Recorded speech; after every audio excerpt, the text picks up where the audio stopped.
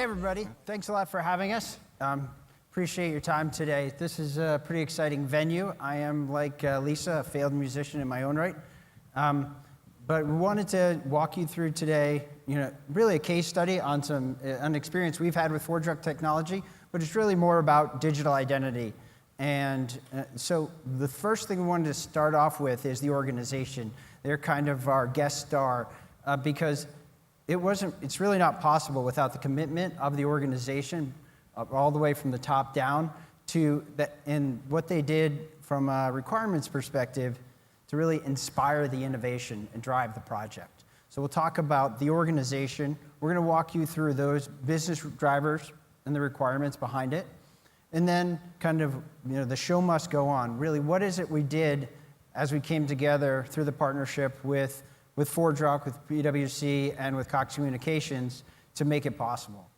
And then, standing ovation, what we're really talking about here is our standing ovation for the business. The fact, the things we saw that really made it exciting, things that made it possible. We want to walk you through those as well as our lessons learned, and then, the benefits that the business came out with. So just a little bit more background.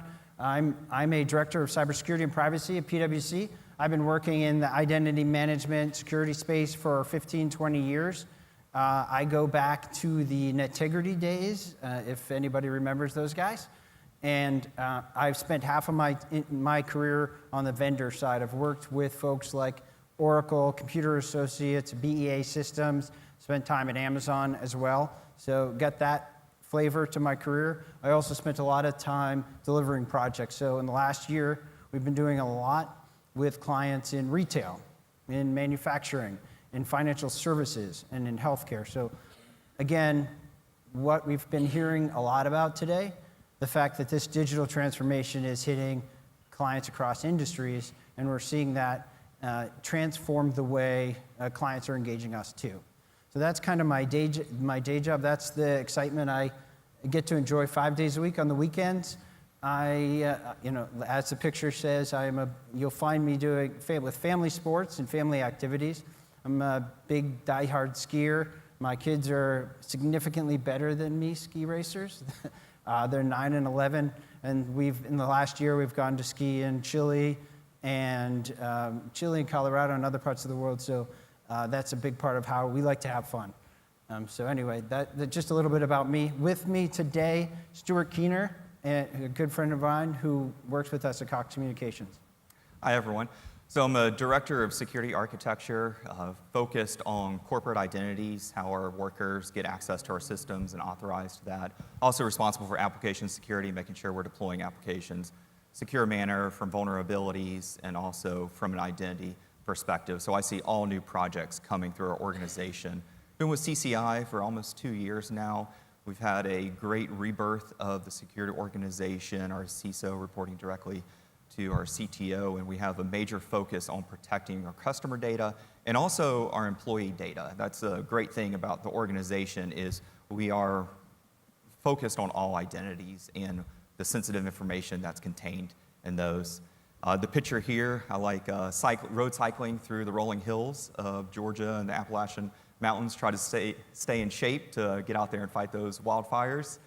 I will say the areas that I fought wildfires in were mostly the Midwest, where you actually set the fire yourself and then you go put it out to do prescribed burns to prevent the large prairie fires from occurring, or where a lot of duff has been in there. Great time in my life, happy to volunteer, and Texas was an interesting place. Summer working in Tyvek cleaning out homes was a memory I will not forget, and I'm happy other people find it interesting. So I would like to talk a little more about CCI. So we are the third largest cable provider. Does anybody have Cox service in their area? Any hands? Yeah, we're spread out around the nation. We have large presence in California, Las Vegas. I am personally a Comcast customer because we're headquarters in Atlanta, but we don't provide service there. That goes back to years ago with how the radio stations and the newspapers played out. And it costs a lot of money to bury cable. And so your cable companies, they are focused on utilizing all that coax that's in the ground, building out our fiber networks in more detail to prepare for the 5G that we were talking about earlier. We provide a lot of backhaul to cell phone towers. So your device connects to that cell phone tower, but it needs to connect into the backbone to access all the cloud resources. Third largest cable provider, it's about 6 million customers. We have around 20,000 employees, around 37,000 workers across the US and call centers spread out. We are a part of a larger brand, Cox Enterprises, that includes Cox Automotive, Kelley Blue Book, Auto Trader. There is one thing I want to highlight on here, Cox Home Life. We're very focused on the Internet of Things. We see connected homes, just like many people see connected cars in our automotive division. On the cable side, connected homes, we are focused on providing cameras, security devices, building up model homes, and having all that work together. It's a large focus that we see growing in the next year or two. So, but I want to talk about where we were last fall. We were in a situation where we had some disjointed processes. We had our field service technicians that go into customer homes to install cable, repair items, climb up the poles, and fix your cable and internet voice data. And they use mobile devices to access work orders. These work orders contain sensitive information about you as our customers. And we wanted to protect that information. We were currently using single factor, so we were very susceptible to those devices being stolen and those credentials being stolen. We know single factor credentials are stolen every day and used in a malicious manner by different attackers. We had cloud applications, we had some identities that were in disjointed repositories across the company. Users were having to use different usernames. It's all your classic identity problems that you've heard about for the last 10 years. And we had a major focus to solve it in a short period of time. And so we wanted to solve it with a big bang approach. We had a hard deadline to complete by the end of last year, and we had to push forward and be ready to go. And it wasn't just the technology aspect, and Brian's going to talk about it a little bit more, but it was also the training and the process. And these are blue-collar workers that are used to doing something day in and day out, and they haven't done it any differently for the last decade. And we're coming in very quickly saying, we can help you simplify and automate. And it was just, honestly, a foreign concept for some of them. Luckily, we had top-down leadership that said, this is going to happen, and you're going to do it, and we were able to make it happen. But I'd like for Brian to tell a little more about the solution. Yeah, no, and I just want to add to what Stuart said.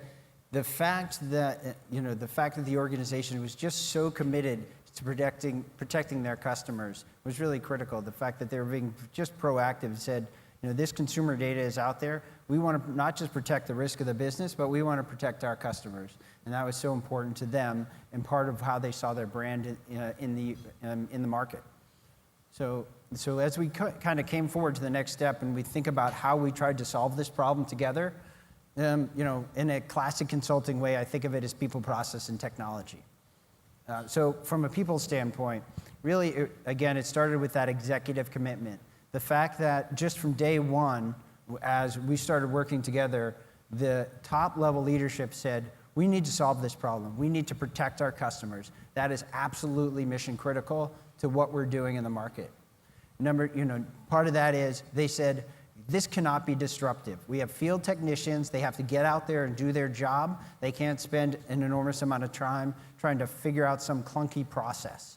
But also we have corporate workers who need to be able to work in the office, need to be able to travel, and need to be able to go to field offices. We need something that is not disruptive to the way they do their job, but in fact is additive to the way they do their job. So that executive commitment and drive was huge to making this project happen. The second piece was engagement. So right from day one, and Stuart and the rest of the team was really good at getting us in front of the business. And this is something that I see as always a challenge for us as security professionals, is to actually get out to the business. So we went out to field technicians in Arizona and California and other parts of the country and actually sat side by side with them. And it wasn't a massive, overly expensive investment, but we went out and we sat with them and said, how do you do your job? What is it that you look at every day? When you come in the morning, how do you log in? What devices do you use? What are you used to? If I was to change the process this way, how would it affect you? If I was to add this type of authentication mechanism. How would that affect you? What's the best way to make this better for you, not worse, not harder? And that was huge, not just because it helped us build a better solution, but it helped us build a relationship. So when inevitably there were issues, there were challenges along the way, we were in a position to go back to these people and have that trust, that relationship, get their support, find things that we may have missed along the way, and really build upon it. That was absolutely critical. So that I was... want to talk about that a little bit more. It's Please. a classic ounce of prevention is worth a pound of cure. And it's, from an investment standpoint, it was not, it was a couple of days on site with 3 or 4 different vendors and our companies. It helped us not over-design. Yeah. We had a few assumptions that were incorrect, and we were trying to plan this big thing, trying to plan ahead, and we're like, we don't have to worry about that because that's not actually how it exists in the field. We also kept our leadership engaged, and they said, go out, spend the money now, because oftentimes our technology teams sit in Atlanta, sit in the ivory tower, and just hear and think how it works. Well, we were on the ground understanding what it is. It also identified our pilot testers for us. We were able to reach out to them, and they already knew what our project was, to go through some iterative testing during UAT and get ready for that production launch. Keeping the executives engaged was very important. We didn't go silent and then bring them a demo 2 months later to say, here it is. We kept meeting with them every couple of weeks. And it wasn't just the business leaders. It was our chief compliance officer, our chief privacy officer, legal, internal controls, security, operations teams. They were all engaged every couple of weeks getting an update of how we were progressing to keep that momentum and understanding. And we also made them aware of assumptions that we have that may impact the business and be a little rocky start during pilot. Yeah, that's a great point. And adding to that, we also engaged the application owners. So we went out to them and said, okay, this is what we're building. This is what it's going to look like. Tell us more about your application. So we were able to think through better ways of integrating with them, what their release cycles are like, what type of integration mechanisms, what type of authentication mechanisms would be appropriate for their users. When do these people use it? One thing we heard a lot was, with the reporting applications, that there were a lot of senior executives accessing this application, early Monday morning, and so we could anticipate what that go live transition would be like for those users, and know, who was going to be our key audience in those early hours of the go live, for example. And then the other piece is that we were thinking through, the access points. Right? We have corporate users in the office. We wanted to make sure that their experience accessing the application wasn't changed, diminished, made more difficult. But we also wanted to make sure that we thought through the various authentication mechanisms for these technicians in the field. One thing we heard that surprised us was that the field technicians were actually very comfortable with the concept of online banking. And so doing things like OTP with SMS and voice authentication, those things, they got it. They said, no, we know how to do this. Just give it to us. This will make our lives easier. So that was a neat thing we learned from that engagement process. So that as we started building out these solutions, it really changed the ways we looked at it. So from an authentication process, and this was key to the solution, we're able to take advantage of adaptive authentication, really engineer it in as a business advantage, as a business enabler, so that our corporate users could leverage Kerberos and get into their applications. It's seamless. If I'm in the field, I can authenticate devices. If I have to share devices, I can re-authenticate. If my phone is dead or for some reason I haven't paid my bill, I don't get an SMS message. I can get a voice call. I can change that. There are ways to deal with those things. We were able to do device recognition and other things of that nature. The one neat thing is that we found some of these tools were not as reliable as we thought they would be going in. So it gave us the ability to design on the fly. Because we were using ForgeRock, we could build an authentication chain. We could try a tool. We could show it to these executives, show it to people and say, how does this look? What do you think? And say, no, this is all wrong. Let's do it a different way. And we were able to do some of that on the fly and make sure so that the end result was a much cleaner implementation. The other thing was what we call account claiming. So we didn't want to just take legacy user account data and move bad data into a new repository. We were bringing together some users that were in corporate AD, but a lot of accounts that were field technicians that they only lived in legacy cloud applications. And maybe they had a lot of sharing of accounts. So we wanted to be able to reduce risk by tying those accounts to real people. We wanted to migrate accounts, but we also didn't want to replicate passwords and create a new password management problem. So taking advantage of OpenDJ really allowed us to do some very innovative things that made this integration go together very smoothly, minimal disruption to the end users. So we were very appreciative to that part of the solution. And then the other process piece I think it was important as we looked at this was the fact that we had going into this a plan to enable the organization. So we had a war room planned out during the go live where we brought together our team from PwC, the team from Cox Communications, as well as the application teams, and even some of the kind of repository teams, so that we knew as we go live there are going to be unexpected things happening. Right? That's just life in the real world for all of us security professionals. But we anticipated that. We had the right people in the room, and we had scripts developed for the help desk for others. We had communication plans. We were ready to go so that as things happened, we could deal with them on the fly.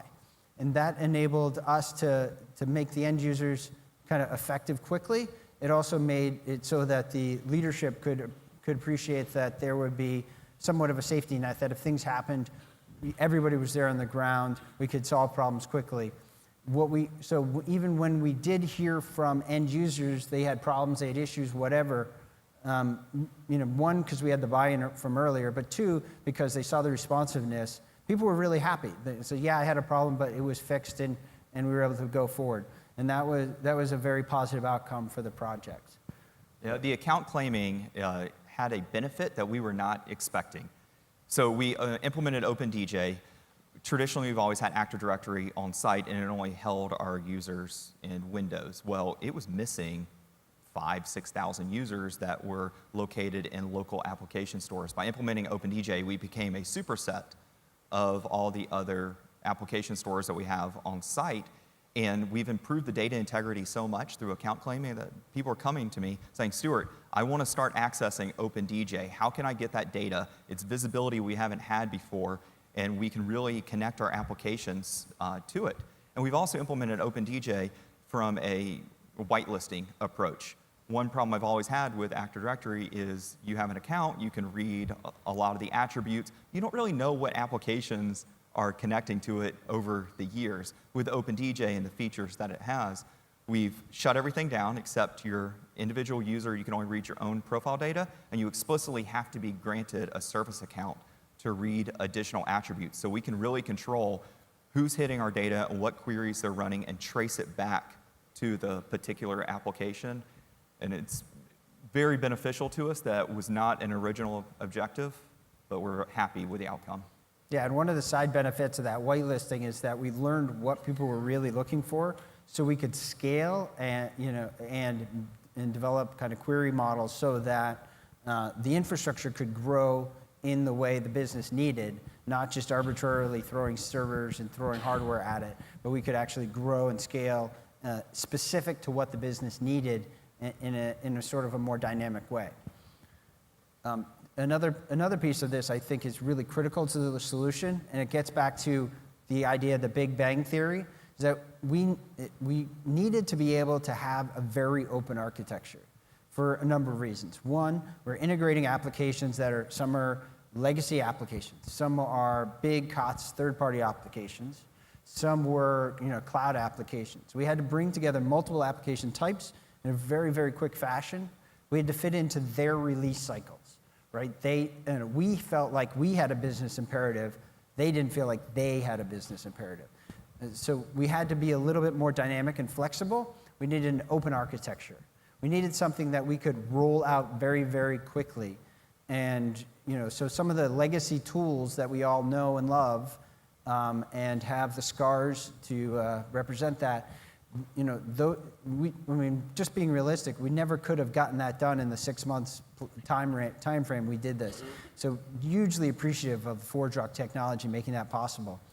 The other piece is the standards, that we knew that whatever we built would be flexible going forward. As we want to enable new features, whether they're OAuth or FIDO or other things, that's all there. It's all still inherent. And we can enable that and keep going. That as the organization wants to not just integrate a variety of new apps, but also bring out new features, it's all right there. And we have all that flexibility, and we can keep innovating. And that is something the business truly appreciated. And we're already seeing that. We're seeing that the customers are coming in and looking at it and say, hey, how can I do this? Can I do something different? I know you did this here, but I want to do something different. And that flexibility has been really significant to the business.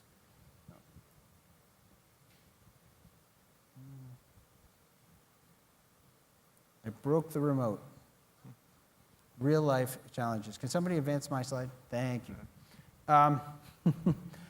So life is not without challenges, but what we wanted to do is highlight some of the things we learned along the way. First off, keys to success. The fact that we had this executive commitment to the relationship was just huge. And I think digital identity is a great opportunity for this. We're not security in a silo. Security is part of digital transformation. It's part of where the entire industry is going. It's part of where every industry is going. And so leveraging that to really align with the business, whether it's about business enablement and growth and revenue, or it's about risk. And if your business kind of speaks the language of risk, taking advantage of that to engage your executives, but also bringing together the rest of the organization so that the app owners are ready, the end users are ready, you have a design flow that actually works. That was enormous for us. The second piece is the right tools, and we've talked about it, but having this flexible architecture that we could build and then rebuild and then change was enormous. Having the flexibility to add features later and integrate new stuff as we go was very significant. What we drew on the whiteboard on day one, surprise, surprise, is not what we delivered 6 months later. It all has to change. So having the technology that will make that possible without costing the organization ridiculous money was huge. And then the directory, the fact that we could migrate user data and do lots of cool stuff on that end without actually having to make everybody reset passwords and all that silliness was huge. And we see that across the board, across industries. That type of capability is something that's unique and well appreciated by the end users. And then the right team. And the fact that we had the executive team, we had the app team, we had sort of everybody on the bus as part of the project to make it a success was something that was a huge differentiator for us. But like I said, none of this is without its challenges. And maybe Stuart, you can speak to that. Yeah, and the right team. I want to talk about that. So we had the right team from CCI, but we also had the right team from PwC. They had the technical resources in place with knowledge of the ForgeRock platform. They had the leadership there to help guide us and honestly challenge some of how we were thinking. And sometimes we had some pie in the sky ideas, and they said, you have a hard deadline and big bang that you have to hit. And I distinctly remember sitting down with Brian many times and coming to agreement on how we deliver this successfully to everybody while better protecting our data and our customers' and employees' information. So I'm just really appreciative of everybody, CCI and PwC, that came together for it. But the challenges, yes, the legacy data, the 5,000 to 6,000 accounts. As a part of that account claiming, we had to query 80 different companies and say, here's the information we know about your identities. There are missing gaps in it. One, tell us, do you actually use this account? Because it's always been manually and brute forced through. A lot of accounts were being reused because they weren't tied to individuals, they were just tied to companies. So we said, one, are you using it? Two, if you are, fill in the data. And if you aren't, we're going to terminate that account. So that's where the data integrity came from, is really matching up active accounts. Operational readiness. It was a new platform for our team. We had to get the operational resources in place. PwC, through the knowledge transfer and the documentation, to make sure those operational resources, but also just building a stable platform that we're not worried about our ops teams having to firefight on day one, and we didn't have that. So we've been very successful with a lightweight architecture that's stable. As our ops team grows, my team from a development side can slowly back away and continue focusing on other applications, other solutions we need in our environment. And then just environmental and user issues. It is hard to train thousands of people to do a different process. We use multiple communication channels. We went by newsletters, portal announcements, emails, word of mouth, large WebEx training sessions, and somehow people just missed it. And you're until communication day one. Professionals, so that's your business. Do what, sorry? You're communication professionals, that's your business. So, yeah. And that's where the war room came in, Absolutely. is we quickly identified that we need to be ready for day one go live. PwC brought in additional resources to staff up, created the scripts, got us ready to do first call resolution. And it was excellent. They'd be on the phone, we might have to have them hold for a minute while we do some things in the system, and they're ready to go out and service the customers. And this was even at 6 a.m. in the morning, because we have technicians that start from home to be ready for their first appointment at 7 a.m. But then the benefits. 6 a.m. was like midday, right, for a go-live day? Yeah, so. One thing, just to add to what Stu, one of the things that they built out is, they really were also going through an implementation of governance capabilities. And having that running in parallel or just ahead of this program was also critical, because you think about data integrity issues, you think about user enablement and attestation issues. Well, all of that is helped. There's a lot that can be done to mitigate those issues by leveraging the governance tools. So as Stuart and his team was investing in that and really bringing those capabilities out, it was a perfect marriage and a perfect partnership between the technologies too. So I want to highlight that. So the benefits have been amazing. Internally, my team won an award for synergy, bringing it across the business in the time frame. So we're very happy about that. This is an award that's granted to teams that go above and beyond. And even the senior vice president that we engaged with consistently, I just saw her a few weeks ago, and she saw me demoing the login process. She was like, "Oh, I know that. Yeah, that's my thing."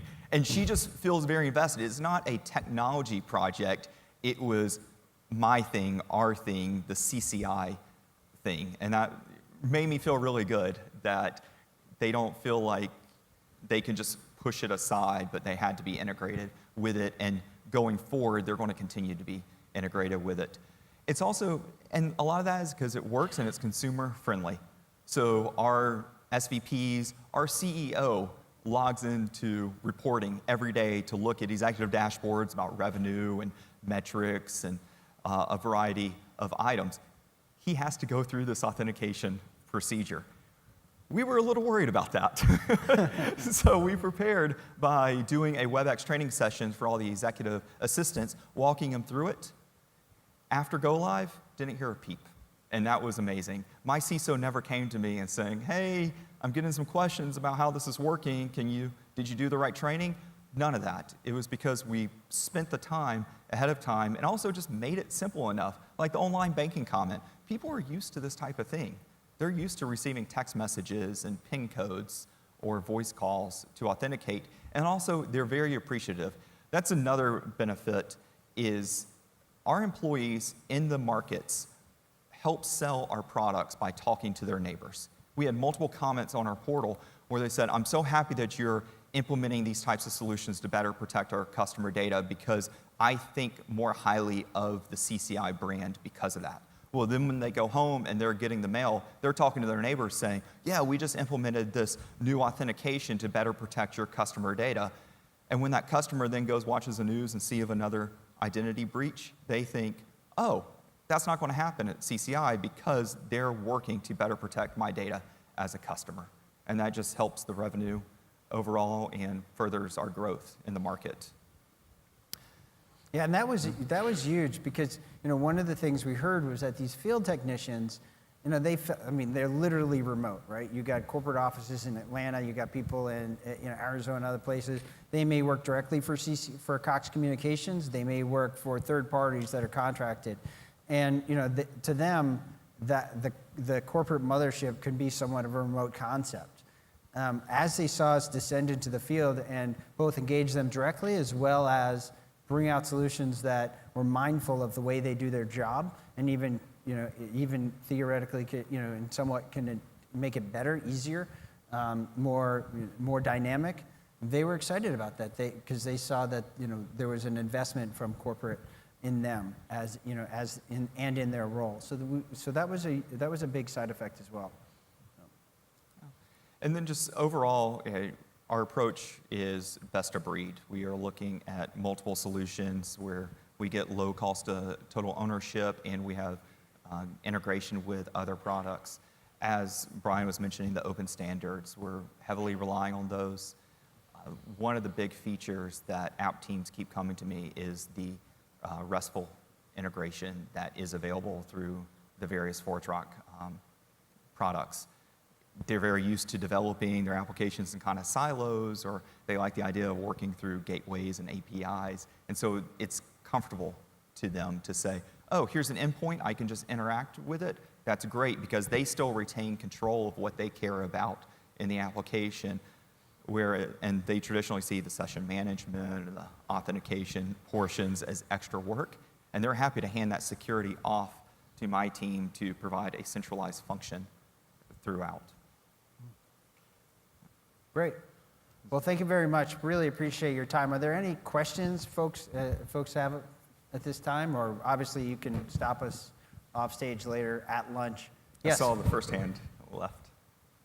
With your more modern use of authentication protocols and the risk-based authentication, were you able to move away entirely from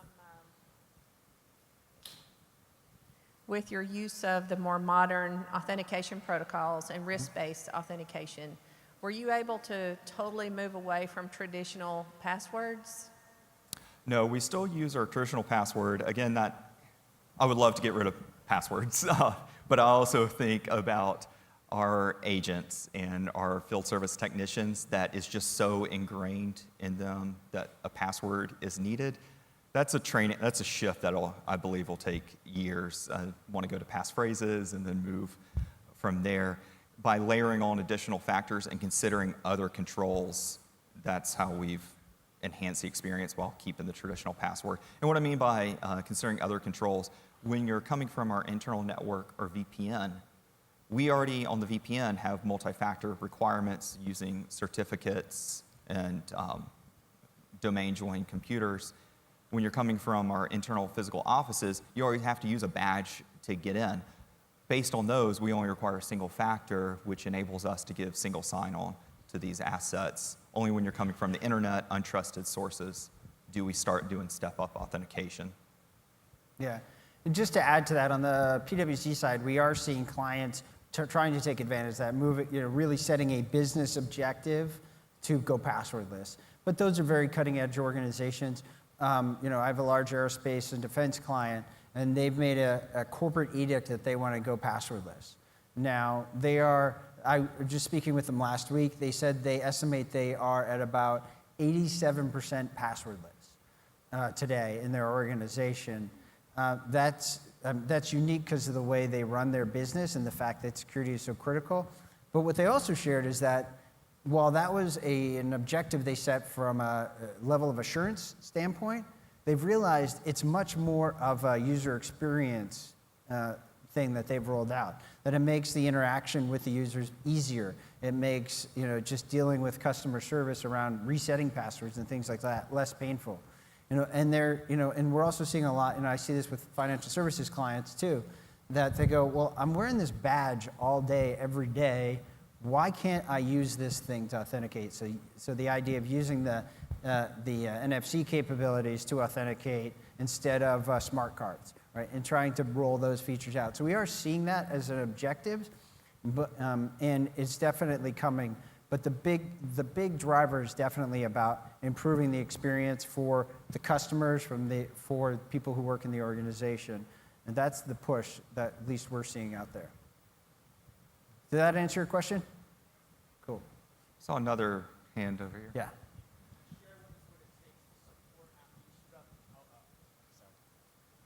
Can you share with us what it took to support it after you stood up OpenDJ and OpenAM? Yeah, so we definitely use a tiered support model. Our tier 1 is our help desk, receiving things over chat and voice. Initially at Go Live, we had like 1 or 2 procedures to do first call resolution. Every time we get a ticket up to tier 2, tier 3, we're looking to see, can we then write a procedure to push that back down to tier 1 to do first call resolution. Our tier 2 is our network operations center. So they monitor all of our servers. We have taken an approach of my support team is focused on the application, where I'm going to rely on our NOC to do all the types of monitoring of the server, the disks, and making sure the application is up. We also use synthetic monitoring, so we have an application that does a login every 5 minutes to our different applications connected through the platform. And then if it sees a certain threshold of failures, it sends other alerts, or if it sees like one failure, we can isolate it and say it's not the platform, it's the application, call out another operations team. And then at tier 3 is where those tickets take a day or two to resolve. We have a mixture of a person onshore, and then we had a couple of people offshore supporting it. We really looked at what is our business usage at this time. We don't have people logging in from like midnight to 6 a.m., so we didn't staff up a 24-hour resources. Once we start getting those overnight applications, that's when we'll staff up those types of resources. The mixture of onshore, offshore is working for us well. Our next goal is to start having those onshore resources do some simple integrations, where from an architecture standpoint, we build out the models of how you do SAML. And then once we have 2 or 3 models, we want the ops team to replicate that just as a normal process and basically build a service around it so we can tell teams a fixed price of how much to integrate. And then we start focusing on the different types of integrations that we can follow through, like identity gateway would be next that we're going to look at. Yeah, so But basically building integration cookbooks, and then it becomes more of a self-service model, right? Mm-hmm. But it's not, it didn't take a large team to implement, didn't take dozens of people to run support either. Yeah. And another lesson learned about that piece is that one thing we saw after we went live is that we really wanted to build in some intelligent log monitoring. So we started to do things to query the information coming out of the system and provide some dynamic logging. We kind of built that coming out of the war room. And what that allowed us to do is have better intelligence, more forthcoming information so that we could foreshadow things right before they happen. So before before you completely overrun the disk, you get some insight that it's coming. That's an obvious one, but things like that, we started to build a lot more intelligence that reduced the amount of day-to-day constant operational hand-holding that was required to keep the system humming. Yeah, I will say onshore resources have been very useful in the first few months. When we went live, we were the most recent change, and we're also in front of all the applications. So whenever that application experienced some type of problem, they immediately called in my support team to start investigating. Well, our onshore resource was able to quickly research and identify, no, it's not us. If we had just not had resources or been silent, they would have just kept pointing the finger at us saying, oh, you're the problem. Well, we were able to help them further along the triage of it by having that onshore resource. Yeah, and I think everybody in the identity AM industry understands that when you're the front door, you're the first people they call when anything doesn't work. So being prepared for that is certainly critical. But also that speaks back to having that relationship and that level of trust with the organization. They don't immediately blame you, or at least they give you a little bit of rope to go figure it out. So, more questions? Thoughts? One of the many impressive things, Stuart and Brian, that you guys did was really the timeline and how quickly you brought this project to success. So just to lay it up, I think the audience should hear just how quickly you were able to bring this to fruition. The time. So Luann, she, when we first started talking, she started telling me about how fast ForgeRock can be implemented in an environment, and when you compare it to previous implementations that I've done, I was very impressed by that. Well, I've actually validated myself that it can be implemented very quickly. End of June was when the idea was circulated. In architecture, we had this idea, and then we started socializing it with some other teams, and we received funding and I think the go-ahead in early August. And then from September through November, we did the design, implementation, and then PwC took us live in November and December. And we finished out a finishing warranty and stable environment by the end of the year. And we are still friends, and Stuart still has his hair, so that's obviously a huge win for us too. And the fact that the teams continue to work together well, I think is a good sign too. Thank you. Any other questions? Well, thank you so much. Really appreciate the opportunity to share this with you. So thank you very much. And thank you to ForgeRock. Appreciate it.